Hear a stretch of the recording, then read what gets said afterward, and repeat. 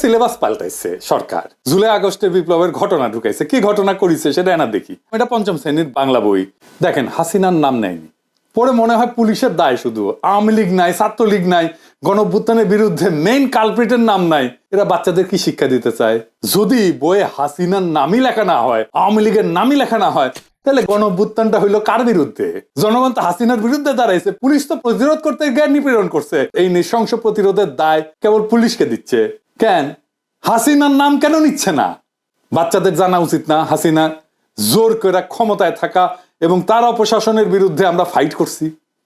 আমাদেরকে এখনো কারা হাসিনার রাজ্যে রাখতে চাচ্ছে, যে রাজ্যে হাসিনাকে কালপ্রিট বলা যাবে না? তো কে লিখেছে? রাখাল রাহা। ওর আসল নাম সাজ্জাদুল হক। এই এত ইসলামোফোব যে নিজের মুসলমান নামটা পাল্টায় এটা হিন্দু নাম নিছে। প্রকৃতি খিল হয়েছে। নবম দশম শ্রেণীর বাংলা বইয়ে জুলাই আন্দোলনের ইতিহাস কেন্দ্রিক একটা গদ্য যুক্ত করা হয়েছে। এটাতেও খুনি হাসিনার নাম লেখা হয়নি। কিন্তু আমরা কার বিরুদ্ধে যুদ্ধ করছি তার নাম লিখতেছে না। কারা শহীদদের খুন করছে, গুলি করছে, পঙ্গু বানাইছে, অন্ধ বানাইছে, তাদের পরিচয় বলতেছে না। এটা কেমন ইতিহাস? 4-5 মাস না যাইতেই এই ইতিহাস বিকৃতি, তাও গণ অভ্যুত্থানের সরকার ক্ষমতায় থাকা অবস্থায়। পরে কি হবে তাইলে ভাবেন। এই বই রাখালরা মধ্যে ঢুকে দিবেন। হারামজাদা বুদ্ধিজীবী চাইতেছে। এবার বুঝেছেন তো কেন আমি বাঙ্গু সুশীলগের আর বামদের গেলাই।